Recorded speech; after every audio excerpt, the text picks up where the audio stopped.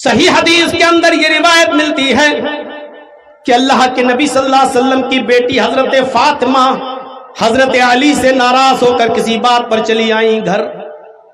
میاں بیوی علی شوہر ہیں, ہوتا ہی ہے میاں بیوی میں کبھی کبھی مزاج نہیں ملتے, کھٹک جاتی ہے بات. حضرت فاطمہ اپنے گھر چلی آئیں حضرت علی سے ناراض ہو کر.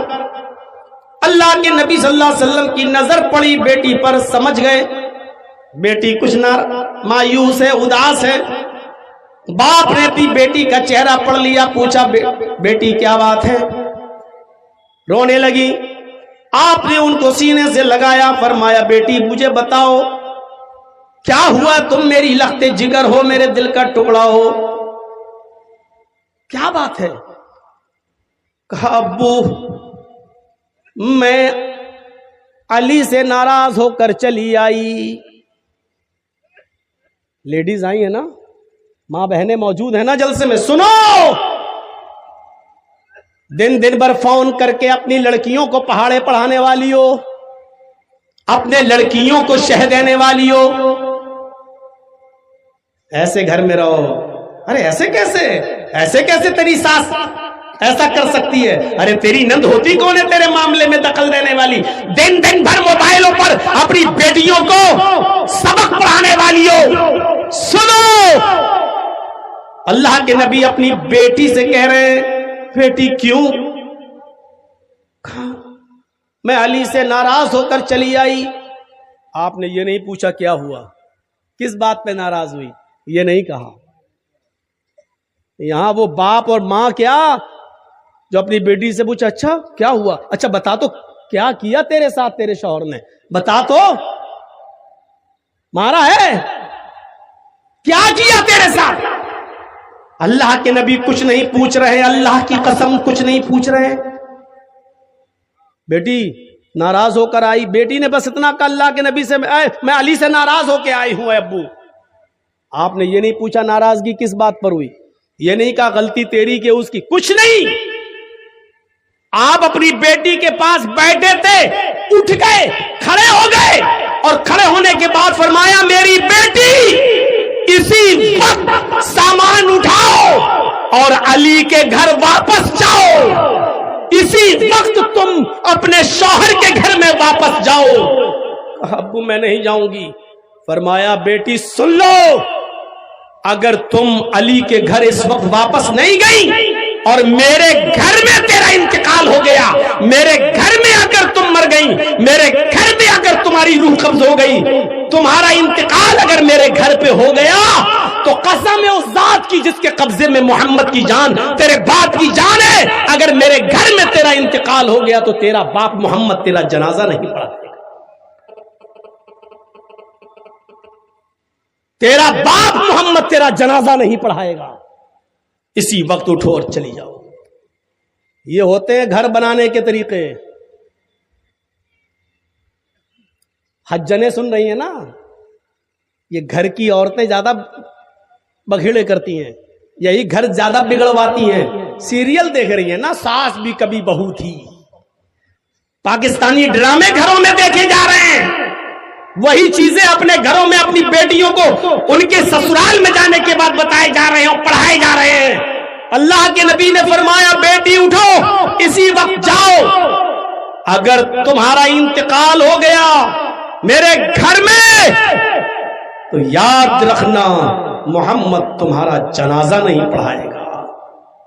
اپنے شوہر سے ناراض ہو کر اگر بیٹی آئے اور انتقال کر جائے اور اس حال میں کہ شوہر اس سے ناراض ہو, تو محمد رسول اللہ بھی اس کا جنازہ پڑھانے سے انکار کر رہے ہیں. جو عورتیں مر جاتی ہیں اپنے گھروں میں, اس حال میں مرتی ہیں کہ ان کے شوہر ان سے ناراض رہتے ہیں اور ناراضگی کی حالت میں مر جاتے ہیں. بتاؤ دنیا کے کس مولوی کو ایسی عورت کا جنازہ پڑھانا چاہیے؟ کیا ایسی عورتیں حق رکھتی ہیں کہ ان کا جنازہ پڑھایا جائے؟ کیا بگاڑ ہے؟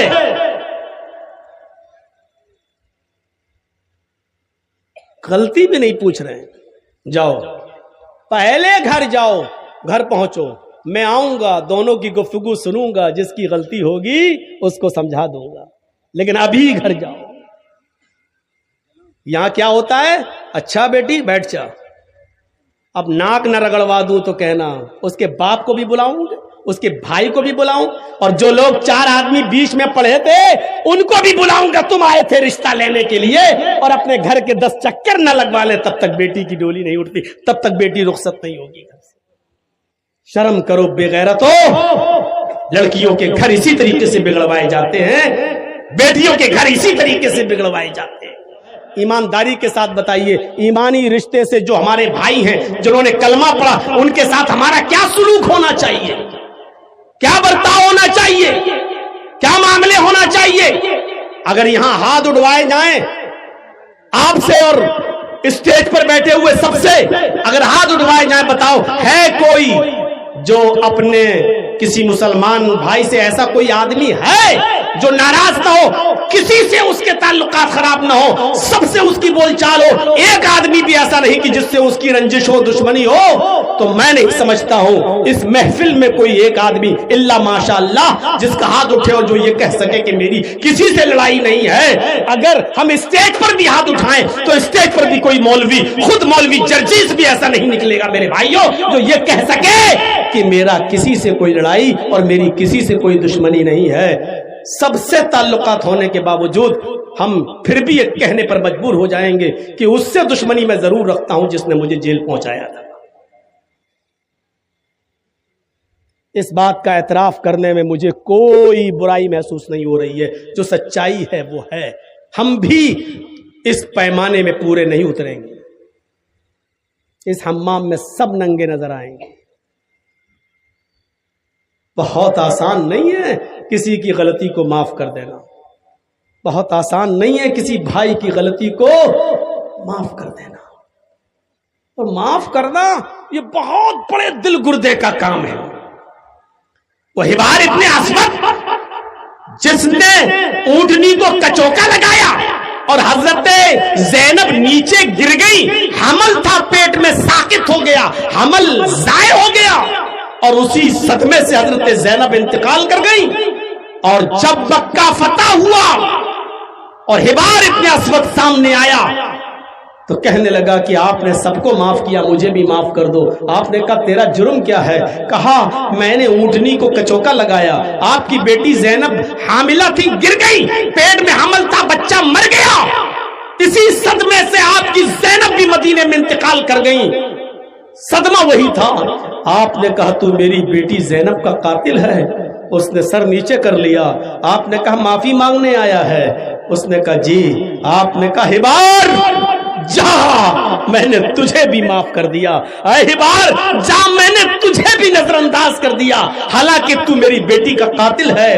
تو نے مجھے تکلیف تو اتنی دی ہے کہ مجھے 23 سال میں 13 سال مکہ اور 10 سال مدینہ, اس 23 سال میں جتنی تکلیفیں سب نے مل کر دی ہیں ترازو کے پلڑے پر رکھ دی جائیں, اور میری بیٹی کا جس دن تو نے جان لیا, میری بیٹی کا جس دن تو نے کچوکا مارا اور اس کو گرایا اور اس کا انتقال ہوا, اس ایک دن کی تکلیف کو اگر ترازو کے دوسرے پلڑے پہ رکھا جائے تو آئے حبار اس ایک دن کی تکلیف میری 23 سال کی تکلیفوں پر بھاری ہوگی. لیکن جا, میری چوکھٹ پر معافی مانگنے آیا ہے, میں نے تجھے معاف کر دیا. یہ معاف کرنا ہر کسی کے بس کی بات کہاں ہے میرے بھائیوں. یہ بہت بڑے کلیجے کا کام ہے. یہ آپ نے تعلیم اس لیے دی ہے کہ میرے بھائیوں جب میں ایک کافر کو معاف کر سکتا ہوں تو اگر کسی مسلمان سے بہت بڑی غلطی ہو جائے تو ایک مسلمان ہونے کی حیثیت سے تم اس کو معاف کیوں نہیں کر سکتے؟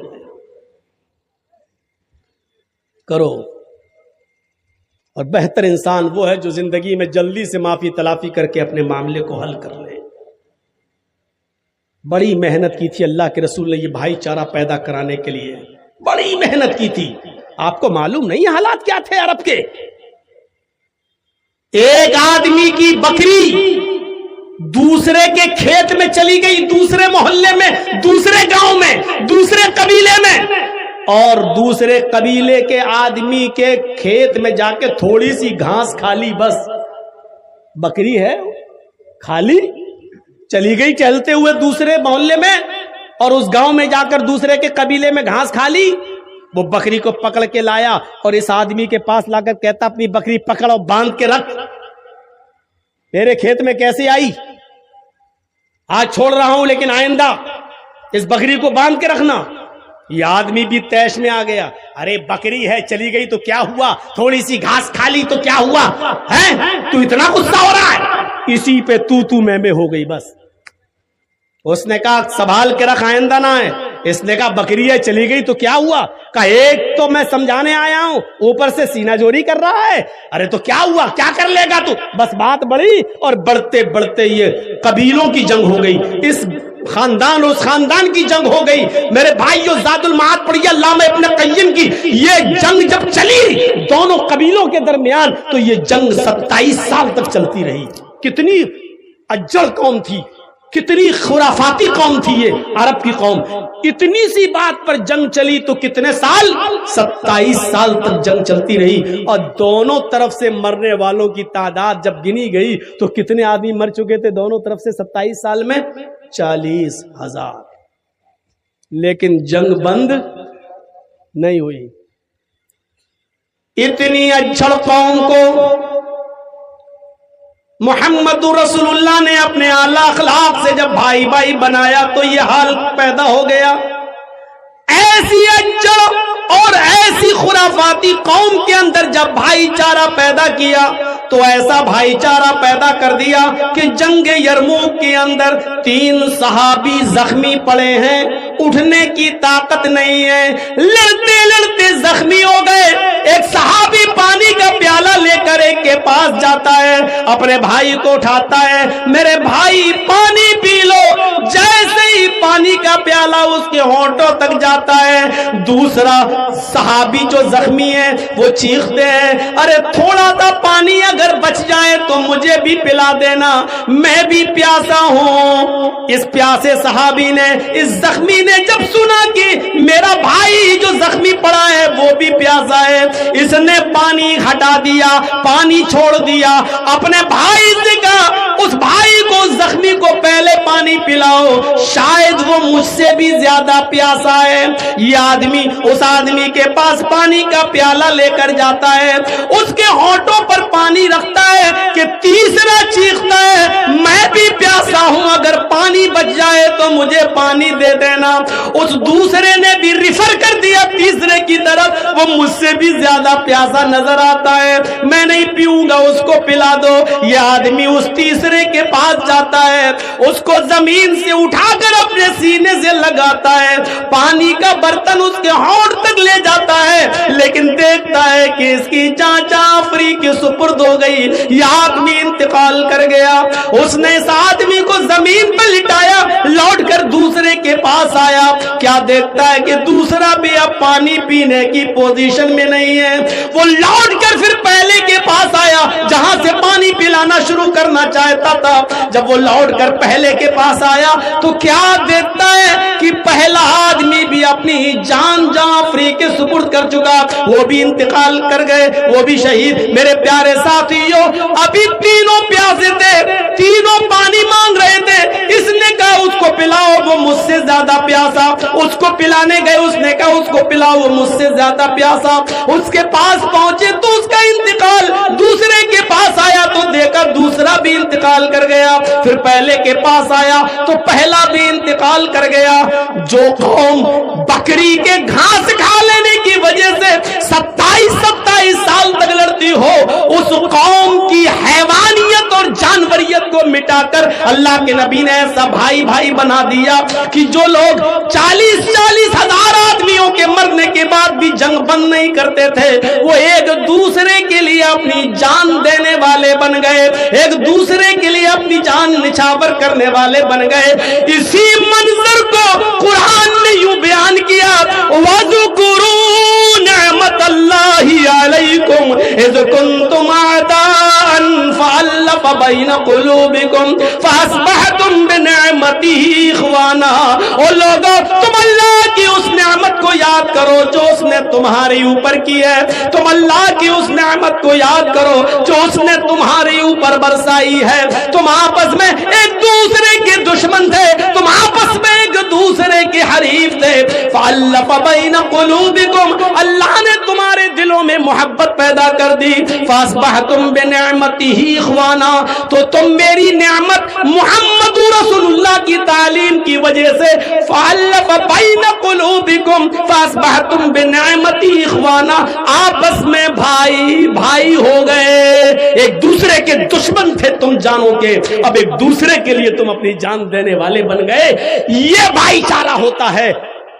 بتاؤ پورے آپ کے اس علاقے میں بھگیا میں، بشن پور میں اور منڈرو اور آپ کا یہ چلے جائیے خرد منیان اور پورا علاقہ صاحب گنج کا، اور ایک آدمی مجھے ایسا بتاؤ، ایک آدمی ایسا بتاؤ، 10 سال پرانا ریکارڈ اٹھا کر بتاؤ، 20 سال پرانا ریکارڈ اٹھا کر بتاؤ کہ ایک مسلمان نے کسی دوسرے مسلمان کے لیے اپنی جان دی ہو۔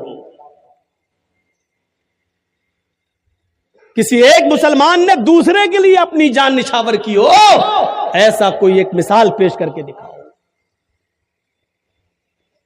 ایسا بنا دیا اللہ کے نبی جناب محمد رسول اللہ۔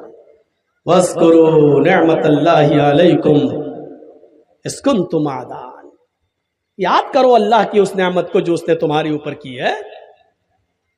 تم آپس میں ایک دوسرے کے دشمن تھے، اِذْ كُنْتُمْ أَعْدَاءً، ایک دوسرے کے دشمن تھے تم، خون کے پیاسے تھے تم، فَأَلَّفَ بَيْنَ قُلُوبِكُمْ، اللہ نے تمہارے دلوں میں محبت ڈال دی، فَأَصْبَحْتُمْ بِنِعْمَتِهِ، تم اللہ کی نعمت سے یعنی محمد رسول اللہ کی تعلیم سے آپس میں بھائی بھائی ہو گئے۔ نبی نے ہمیں بھائی بھائی بنا دیا۔ اس رشتے کو ذرا دیکھیے آپ، یہ کوئی معمولی رشتہ نہیں ہے،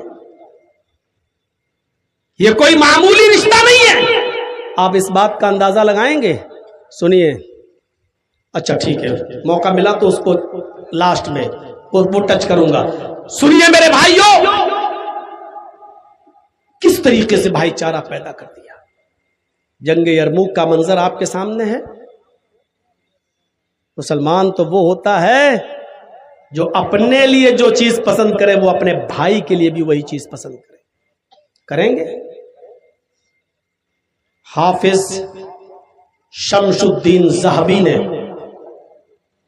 اپنی کتاب تذکرۃ الحفاظ کے اندر ایک واقعہ نقل کیا، بڑا دلچسپ اور زبردست واقعہ، اور سنتے چلیے میرے بھائیوں اس واقعے کو۔ 2 صحابی کی دکان ہے، 2 صحابی کی دکان، ان کی بھی اس کی بھی، دونوں کپڑا بیچتے اور چپکی ہوئی دکان ہے پڑوس میں، دونوں صحابی اور دونوں کی 2 3 بیوی۔ ویسے تو صحابہ کرام میں کوئی ایک بھی ہمیں تو ایسا ملا نہیں کہ جس کی ایک بیوی ہو، ایک سے زیادہ ہی رہی، ایک آدھ رہی ہوگی، ہمارے علم میں نہیں ہے۔ ان کی بھی 2 3 بیوی، دونوں تینوں بیویوں سے بچے، کثیر العیال، دونوں کی کپڑے کی دکان۔ ایک کسٹمر آتا ہے اور ایک صحابی کی دکان میں کپڑے کو خریدنے کے لیے جاتا ہے، ایک تھان پسند آ جاتا ہے، وہ کپڑا لے کر چلا آتا ہے۔ میرے ساتھیوں ذرا غور سے سنیے گا، وہ آیا اور کپڑا لے کر چلا گیا۔ تھوڑی دیر کے بعد، 1 گھنٹے کے بعد، ہم آج کے ٹائم کے حساب سے، اسی دکان پر ایک دوسرا آدمی آتا ہے، اس نے بھی ایک کپڑا پسند کیا اور کپڑے کا تھان لے کر چل دیا۔ تھوڑی دیر کے بعد ایک اور کسٹمر آتا ہے، اس نے بھی ایک کپڑا خریدا اور کپڑا لے کر چل دیا۔ اتنے میں ظہر کی اذان ہوتی ہے، دونوں صحابی جو کپڑا بیچتے ہیں یہ دونوں ظہر کی نماز پڑھنے کے لیے چلے گئے. ظہر کی نماز پڑھنے کے بعد جب دونوں کپڑے کی دکان پر اپنی اپنی دکان پر بیٹھتے ہیں تو اس دکان پر ایک اور کسٹمر آتا ہے جس کے 3 تھان بک چکے ہیں. اسی دکان پر ایک اور کسٹمر آتا ہے, کہتا ہے کہ مجھے کپڑا چاہیے. ابھی ایک آدمی آپ کے یہاں سے لے کر گیا, اسی نے مجھے بھیجا. اب یہ صحابی پریشان ہے, کپڑا تو میرے پاس ہے, 3 میرے بک چکے ہیں, چوتھا بھی کسٹمر ہے, میرے پاس کپڑا بھی موجود ہے, لیکن سوچ دیکھیے کیا کہتے ہیں دل میں کہ میرے تو 3 کپڑے بک چکے ہیں, مجھے اتنی پروفٹ ہو چکی ہے کہ آج میرے گھر میں چولہا جل جائے گا, میری بیوی اور میرے بچے پیٹ بھر کے کھانا کھا لیں گے. لیکن میرے پڑوسی بھائی, میرے پڑوس میں جس کی دکان ہے کپڑے کی, اس بھائی کا ایک بھی کپڑا نہیں بکا ہے.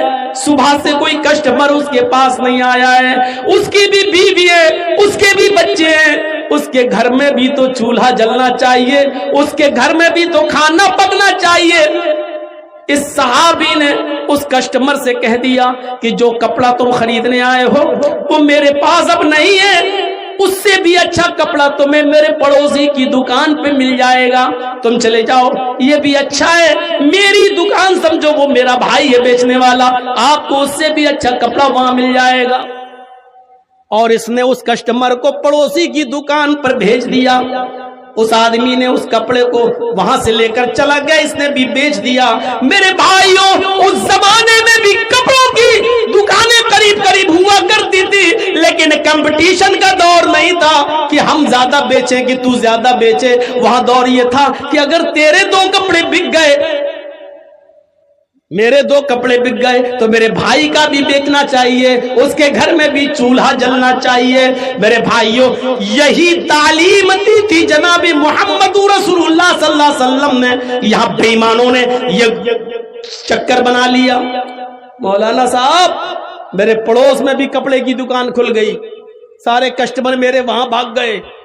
ایسا کوئی تعویذ دو جو ہم اپنی دکان کے سامنے گاڑ دیں, اس کی دکان کے کسٹمر بھاگتے ہوئے میرے پاس آ جائیں, اور آج کے یہ بے ایمان کٹھ ملے دھڑا دھڑ تعویذ دیتے, تیرے گھر میں برکت ہوگی, تیری دکان چلے گی, اس کی دکان بند ہو جائے گی. ارے محمد رسول اللہ نے جو تعلیم دی تھی وہ تعلیم ایسی تھی کہ دونوں کی دکانیں چلیں, دونوں اپنے گھر کے چولہے جلائیں, دونوں کے گھروں میں اور دکانوں میں خیر و برکت ہو. لیکن آج صورتحال یہ ہو چکی ہے کہ ہماری یہاں دکان ہے, بغل میں ایک اور کسٹمر آ رہا ہے, ہم دور سے ہی چلاتے ہیں, بھیا ادھر آؤ ادھر آؤ ادھر آؤ. کبھی آپ نے دیکھا ہوگا گوشت کی دکانیں, چکن کی دکانیں, بڑے کے گوشت کی دکانیں لائن سے لگی ہوئی ہیں, اور مچھلی وچھلی بک رہی ہے بازار میں, تو آپ دیکھیں گے ایک آدمی ادھر آئیے ادھر آئیے, ارے اٹھ کے بھاگتا بھی, یہ پکڑ کے ارے لائیے ہم آپ کو دیتے ہیں. ارے آپ کو ایسا گوشت دیں گے, آپ یاد کریں گے, پھر ہماری دکان سے ہی آپ ہمیشہ خریدیں گے. آپ آج کے اس دور کو دیکھیے اور اس زمانے کو دیکھیے, جو اپنے لیے پسند کرو وہ اپنے بھائی کے لیے پسند کرو. اس حدیث پر کون عمل کر رہا ہے, کون؟ اور ماشاء اللہ ہے مسلمان. ابھی کل جمعہ ہے نا, خیر میں تو جا رہا ہوں وہاں پڑھانے کے لیے گڈا میں لل مٹیا. اب اشتہار بھی نکل گیا, اب کل دیکھیے گا ماشاءاللہ مسجد میں جگہ تک نہیں ملے گی. نظر آئیں گے مسلمان سب, ربانی صاحب آپ کے ہاں جمعہ پڑھائیں گے, مسجد بھر جائے گی, مسلمان آئیں گے سب نظر. لیکن پوچھو, مسلمان تو وہ ہے جو اپنے لیے پسند کرو وہ دوسرے کے لیے بھی, اپنے بھائی کے لیے بھی وہی پسند کرتا ہے. اللہ کے رسول نے مسلمان کی تعریف تو یہ کی ہے کہ المسلم من سلم المسلمون من لسانه ویدی, مسلمان وہ ہے کہ جس کی زبان سے اور جس کے ہاتھ سے دوسرے مسلمان کو تکلیف نہ ہو. کیا ہم مسلمان ہیں؟ ہماری زبان سے اور ہمارے ہاتھ سے کیا مسلمان محفوظ رہتا ہے؟ ہماری زبان سے اور ہمارے ہاتھ سے کتنے مسلمان محفوظ ہیں؟ ہم اندازہ لگائیں. ظلم کا حال تو پوچھو مت. کتنے امیر لوگ ایسے ہوں گے جنہوں نے اپنے پڑوسیوں کی ایک मीटर 1 गज 1 फुट जमीन दाब ली होगी, क्योंकि उनका मामला बिगड़ रहा था और वो बेचारा गरीब आदमी केस भी नहीं कर सकता, और पंचायत भी बैठी तो सारे गांव वाले मिलकर उसी अमीर आदमी का साथ देने लगे, क्योंकि गरीब आदमी की तरफ से कौन बोलेगा। मेरे भाइयों, कितना बड़ा जुल्म आज, क्या यही इस्लाम सिखलाता है? यही अल्लामा ज़हाबी की एक किताब है जिसका नाम है अल कबाइर, किताबुल कबाइर, अल्लामा ज़हाबी की। अल्लामा ज़हाबी ने अपनी किताब अल कबाइर के अंदर एक वाक़या नकल किया है, एक जालिम का, एक बेचारा गरीब आदमी दरिया के किनारे मछली पकड़ रहा था, और मछली पकड़ते पकड़ते एक बड़ी मछली उसके हाथ में आ गई। वो खुश था, आज मेरे 8 बच्चे घर में बैठ के खाना खाएंगे, इस मछली से सबका पेट भर जाएगा, मेरी बीवी भी आज पेट भर के खाना खाएगी, मेरे बच्चे भी पेट भर के खाना खाएंगे। ये गरीब आदमी बेचारा बहुत मजबूर हो, गरीब आदमी, बेबस आदमी उस मछली को लेकर अपने घर की तरफ जा रहा है। रास्ते में एक अमीर, एक दौलतमंद आदमी, एक शोरशुर आदमी, बड़ा आदमी, उसकी नजर इसकी मछली पर पड़ गई। उसने सोचा इसकी मछली छीन ली जाए तो आज हम अपने दोस्तों को दावत करके खिलाएंगे, आज हमारे दोस्त बहुत खुश होंगे। इस आदमी ने उस गरीब आदमी से कहा मछली मुझे दे दे। इसने कहा साहब बड़ी मेहनत से पकड़ी है, मेरे बच्चे भूखे वो खाएंगे। उसने कहा दे रहा है या नहीं दे रहा है, जबरदस्ती छीनने लगा। इस आदमी ने कहा अगर आपको मछली की इतनी जरूरत है तो ले लीजिए, लेकिन इसकी कुछ कीमत दे दीजिए ताकि मैं कुछ और अपने बच्चों को पकाकर खिला सकूं, मेरे घर में चूल्हा जल सके और मेरे बच्चे कुछ खा सके। इस जालिम ने कहा चुप, मछली दे, कुछ नहीं मिलेगा तुझे, ये मछली मुझे दे। वो जबरदस्ती उस मछली को छीनने लगा, लेकिन चूंकि इसके सामने इसके बच्चों की भूख थी, ये मछली देना नहीं चाह रहा था। जब छीना तो इसने उसके हाथ को मुंह में रख लिया ऐसे, मजलूम ने, और उसका अंगूठा, उस जालिम का अंगूठा इस मजलूम के मुंह में आ गया ऐसे। इसने सोचा काट लूं ताकि ये छोड़ दे मछली। उसने काटा, लेकिन वो ताकतवर था, उसने झटक लिया और मछली छीन ली, और इस गरीब आदमी से मछली छीन कर जाने लगा। लेकिन थोड़ा सा दर्द हुआ उसके काटने का। यह आदमी चीखता रहा कि देखो इस मछली के अलावा मेरे बच्चों के पास खाने के लिए कुछ नहीं है, अल्लाह के वास्ते ये मछली दे दे या उसकी कोई कीमत दे दे। ये हंसते हुए जाने लगा, कहने लगा चल जा हट। ये बार बार देखता रहा, उस वक्त तक देखता रहा जब तक वो जालिम आदमी इस आदमी की नजरों से ओझल नहीं हो गया। जब वो आदमी उसकी आंखों से छिप गया और मछली लेकर गायब हो गया, इस मजलूम आदमी ने नजरें आसमान पे डाली और इसने बड़बड़ाते हुए कुछ होंठ हिला दिया, कुछ बड़बड़ा दिया, होंठ हिला दिया। ये जालिम आदमी मछली पकाता है, अपने दोस्तों को खिलाता है, और खाने के बाद सब बिस्तर पे अपने अपने घरों पे सोने के लिए चले जाते हैं। रात का अंधेरा है, रात की तारीकी है। इस आदमी के अंगूठे में दर्द शुरू होता है। ये जालिम आदमी पैसे वाला आदमी था, भागता हुआ किसी तबीब के पास गया। तबीब ने कहा दर्द हो रहा है कि हाँ, कुछ लेप था, लगा दिया गया। उस जमाने में जो इलाज चलता था, लेप लगा दिया, कहा ठीक है सुबह तक दर्द बंद हो जाएगा। सुबह देखता है कि वो अंगूठा और पूरी तरीके से पक चुका है। ये तबीब को दिखाने के लिए गया, कहा साहब बजाय सही होने के और पक रहा है। हकीम ने, तबीब ने कहा इसमें तो जहर फैल रहा है, तुम्हारा ये अंगूठा काटा जाएगा। अगर अंगूठा काटा ना गया तो ये जहर पूरे हाथ तक फैल जाएगा। उसने 2-4 हकीमों को दिखाया, सबने यही कहा कि जहर अंगूठे में भर चुका है, इस अंगूठे को कटवा दो। बिल आखिर 5 दिन के बाद उसने अपने अंगूठे को कटवा दिया,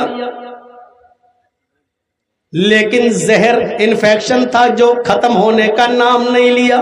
जैसे कैंसर में कभी कभी ऐसा होता है कि अगर ऑपरेशन कर दिया जाए तो ऑपरेशन के बाद फिर और जल्दी कैंसर पूरे जिस्म में फैल जाता है।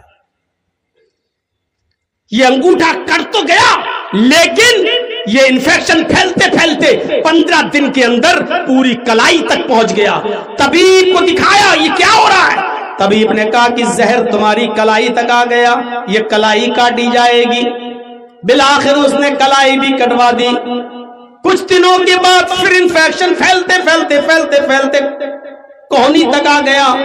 तबीब ने बताया कि तुम्हारी कोहनी काटी जाएगी। वो कोहनी भी कटवा चुका।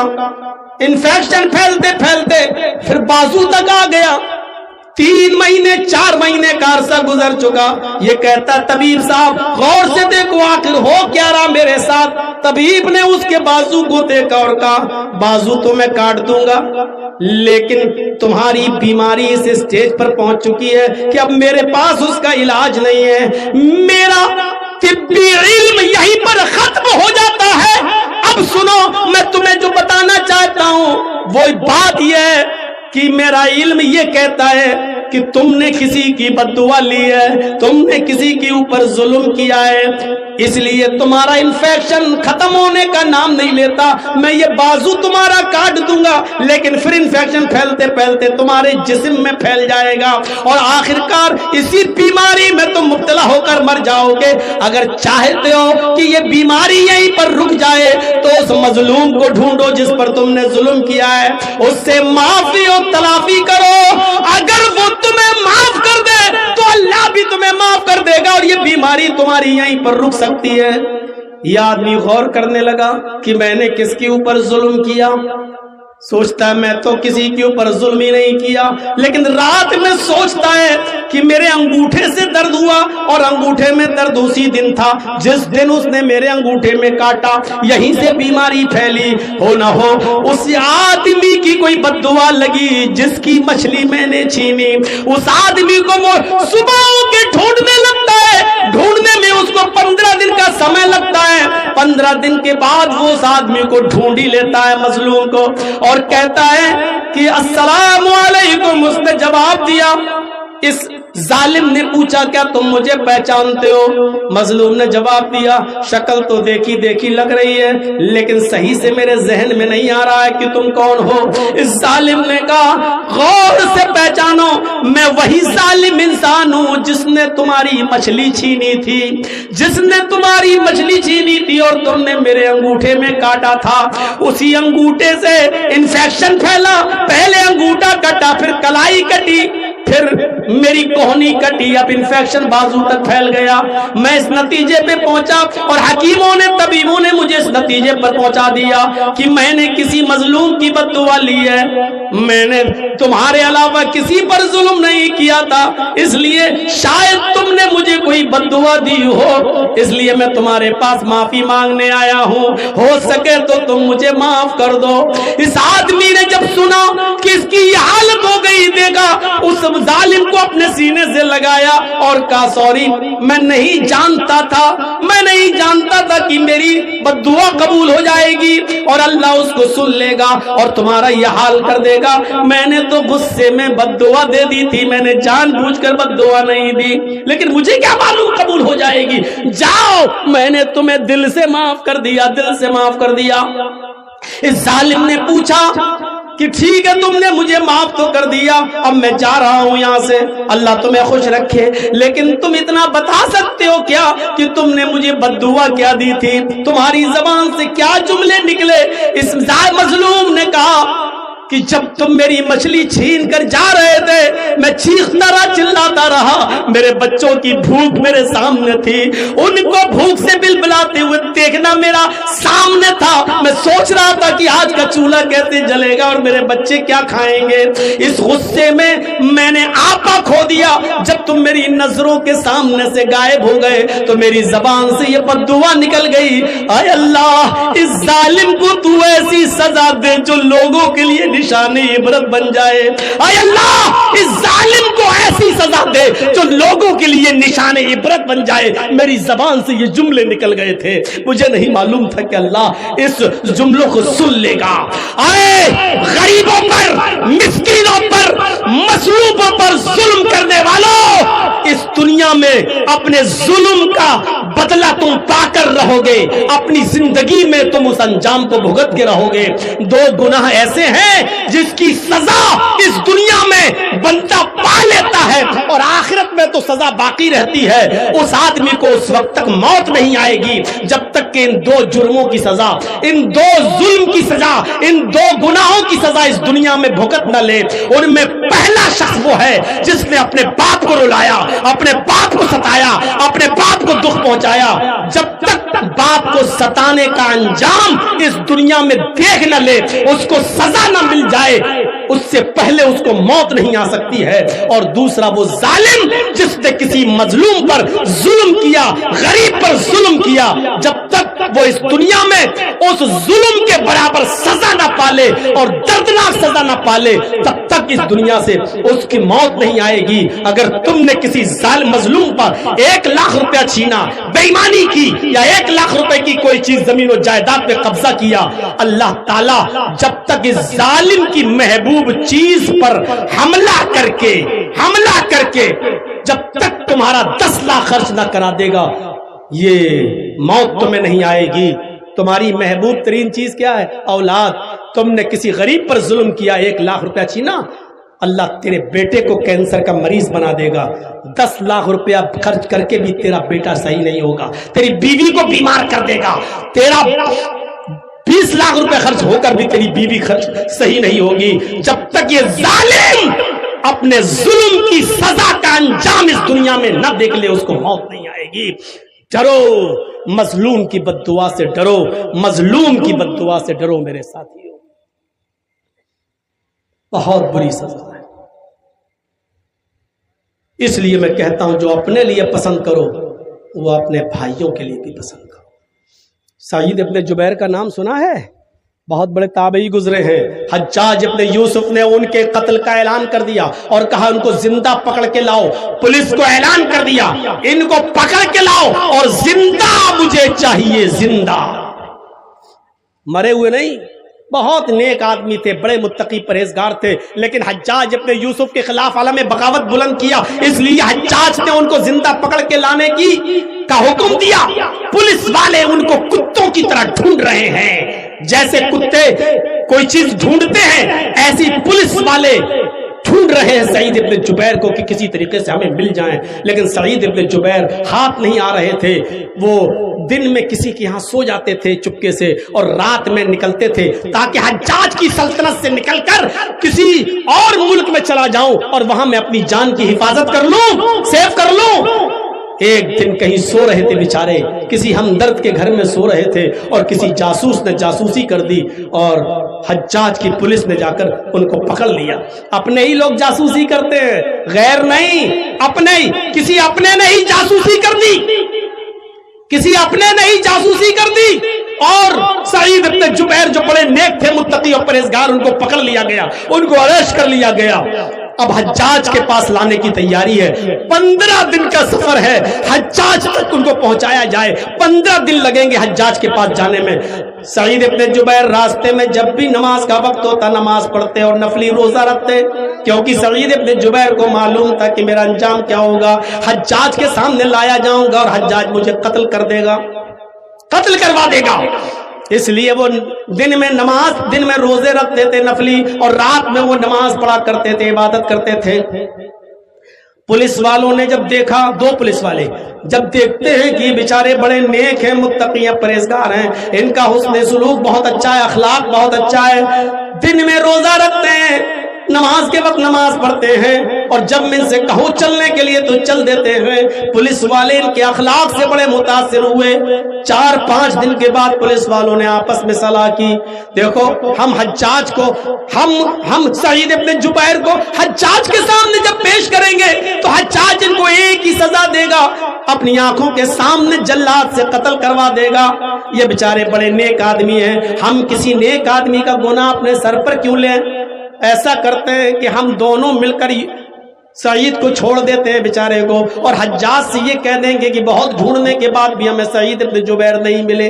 پولیس والوں نے اچھائی سوچی، سعید ابن جبیر سے کہا دیکھو سعید، بہت رات ہو رہی ہے اور میں نہیں چاہتا ہوں کہ تمہیں حجاج کے پاس لے جاؤں اور حجاج تمہیں قتل کر دے، ایسا کرو ہم تمہیں چھوڑ رہے ہیں، تم چپکے سے رات میں نکلو اور رات میں سفر کرنا اور دن میں کہیں چھپ جانا، پھر رات میں سفر کرنا، 2-3 راتوں کے بعد تم کسی دوسرے ملک میں چلے جاؤ گے، وہاں تمہاری جان بچ جائے گی اور تم حجاج کے ظلم سے اپنے آپ کو بچا لو گے، جاؤ ہم تمہیں چھوڑ رہے ہیں۔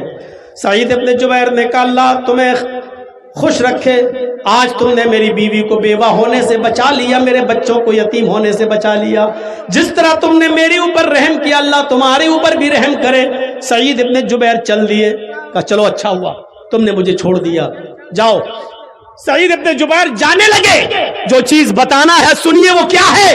سعید ابن جبیر ابھی 100 قدم دور گئے ہوں گے, بس 100 قدم دور, 1 کلومیٹر بھی نہیں, 2 کلومیٹر بھی نہیں, 100 قدم دور گئے ہوں گے بس. 100 قدم دور جانے کے بعد وہیں سے پلٹتے ہیں, وہیں سے پلٹتے ہیں, اور پلٹنے کے بعد لوٹ کر واپس آتے ہیں, اور ان دونوں پولیس والوں سے کہتے ہیں کہ نہیں, میں تمہارے ساتھ حجاج ابن یوسف کے پاس جاؤں گا, مجھے مت چھوڑو, مجھے وہاں جانا ہے, مجھے لے کر وہاں چلو. پولیس والے حیران ہیں, ہم نے تو تمہیں چھوڑ دیا ہے اور تم آئے ہو اور اپنے آپ کو موت کے منہ میں ڈھکیل رہے ہو, تمہیں معلوم ہے کہ حجاج تمہیں قتل کر دے گا.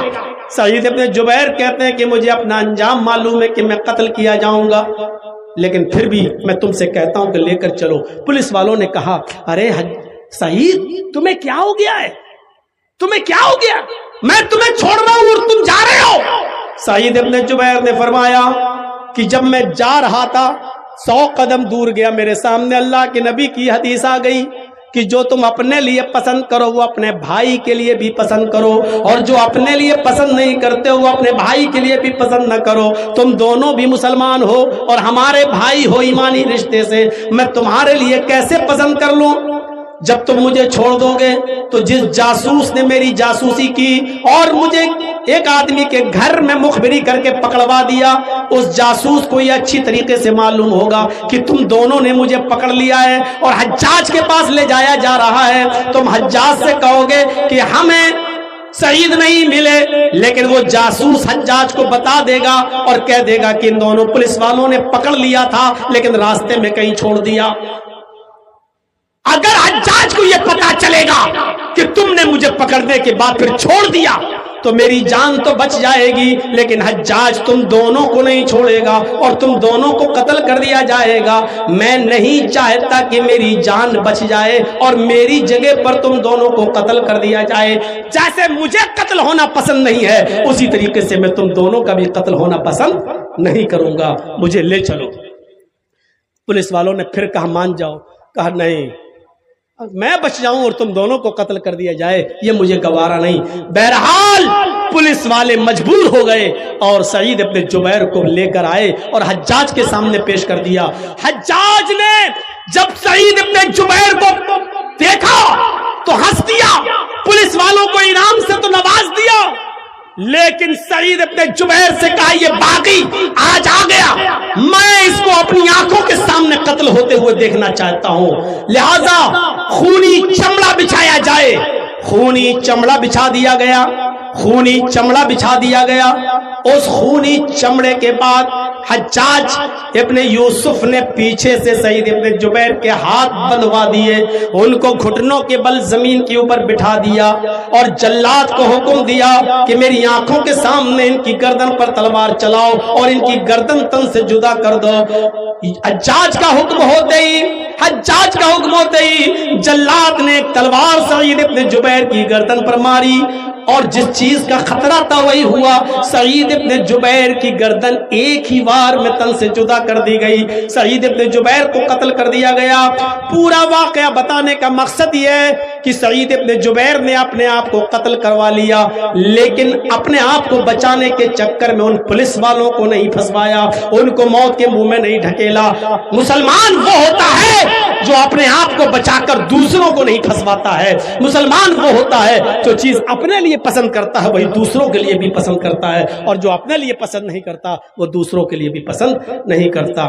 میرے بھائیوں, انما المؤمنون اخوہ, سارے مسلمان جتنے بھی مومن ہیں, جتنے بھی مسلمان ہیں پورے ورلڈ میں, پوری دنیا میں جو کلمہ پڑھ چکے ہیں, اسلام لا چکے ہیں, اخوہ, سب بھائی. کتنا چھوٹا سا جملہ اللہ کے نبی صلی اللہ علیہ وسلم, قرآن نے, اللہ تبارک و تعالیٰ نے پیش کیا. انما المؤمنون اخوہ, سب جتنے مسلمان ہیں سب بھائی ہیں. اب کوئی یہ نہ سوچے کہ مسلمانوں کو بھائی کہا ہے تو اس کا مطلب مسلمانوں کے علاوہ ہمارا کوئی بھائی نہیں ہے، صرف مسلمانوں کو ہی ہم اپنا بھائی سمجھیں، ہندو ہمارے بھائی نہیں، کرسچن ہمارے بھائی نہیں، یہودی ہمارے بھائی نہیں، مجوسی ہمارے بھائی نہیں، سکھ ہمارے بھائی نہیں، جینی ہمارے بھائی نہیں، کسی کے دل میں یہ تصور نہ آئے۔ یہاں ایمانی رشتے سے اللہ نے سب کو بھائی کہا ہے۔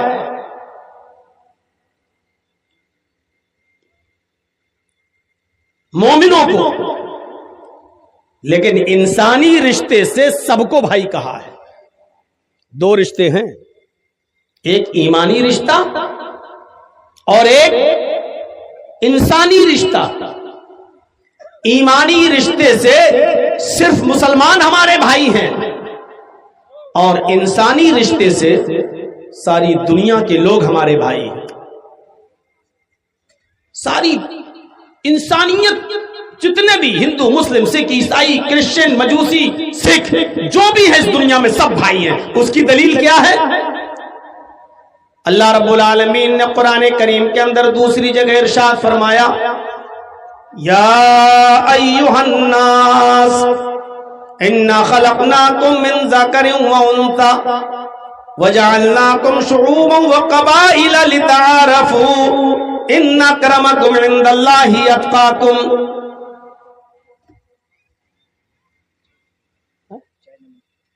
ہم کو چاہیے کی ضرورت نہیں، آپ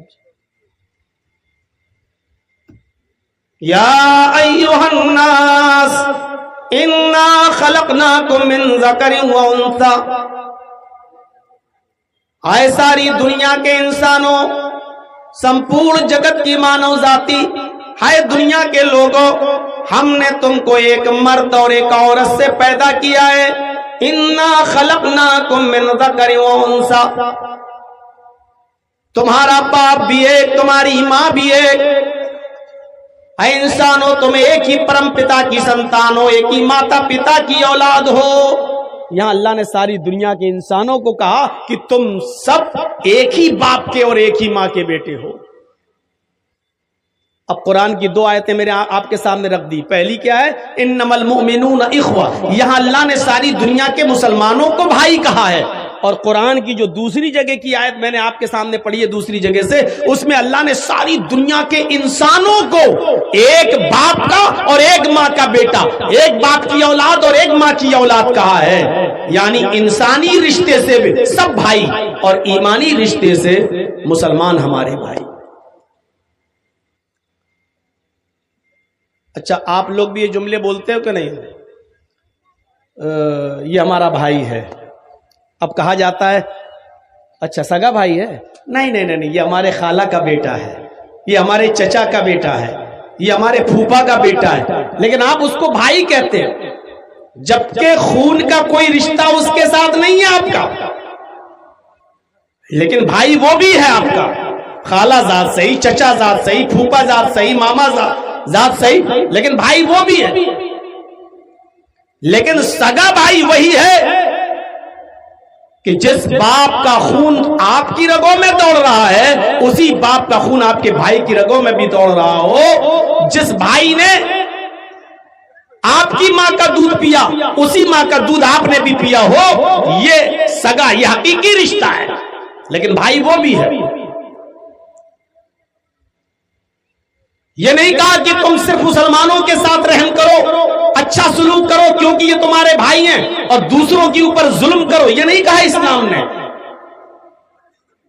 قرآن یہ کہتا ہے کہ ایمانی رشتے سے دنیا کے سارے مسلمان تمہارے بھائی ہیں، ان سے تمہاری نسبت ایمانی رشتے کے لحاظ سے زیادہ بہتر ہونا چاہیے، اور جو انسانی رشتے سے تمہارے بھائی ہیں غیر مسلم لوگ، ان سے بھی تمہارا اچھا سلوک ہونا چاہیے، لیکن جو ترجیح آپ اپنے ایمانی بھائی کو دیں گے وہ ترجیح آپ غیر مسلم کو، دوسرے بھائی کو نہیں دیں گے۔ یہ عام طور پہ دیکھا جاتا ہے، آپ کو اپنے بیٹے سے جو پیار ہوگا وہ آپ کو اپنے پڑوسی کے بیٹے سے پیار نہیں ہوگا، لیکن یہ مطلب نہیں ہے کہ آپ اس سے نفرت کرتے ہیں، آپ اس کو برا سمجھتے ہیں، نہیں۔ آپ کا پڑوسی، اس کا بیٹا اگر بیمار ہو جائے، غریب آدمی ہے، آپ کو پتا چلا کہ میرے پڑوس میں رہنے والے میرے دوست کا بیٹا ہاسپٹل میں ایڈمٹ ہے، آپ اس کی عیادت کے لیے جاتے ہیں، دیکھا کہ وہ آئی سی یو میں ایڈمٹ ہے، آپ اس کو دیکھنے کے لیے جاتے ہیں، وہاں آپ کیا کریں گے؟ چونکہ وہ آپ کا اپنا بیٹا نہیں ہے، آپ وہاں آدھا گھنٹہ بیٹھ جائیں گے، زیادہ سے زیادہ 1 گھنٹہ آپ بیٹھ جائیں گے، آپ اس بیٹے کے باپ کو، اس کی ماں کو تسلی دیں گے، انشاءاللہ آپ کا بیٹا ٹھیک ہو جائے گا۔ اگر وہ ضرورت مند ہوا، غریب ہوا، زیادہ سے زیادہ آپ اس کو 2, 4, 5 ہزار روپے سے اس کی مدد کر دیں گے۔ یہ ہمدردی ہے آپ کے اندر اور ہونی بھی چاہیے۔ لیکن اگر پڑوسی کے بیٹے کے علاوہ اگر اسی جگہ پر آپ کا اپنا بیٹا ہے تو آپ کا سلوک کیا ہوگا؟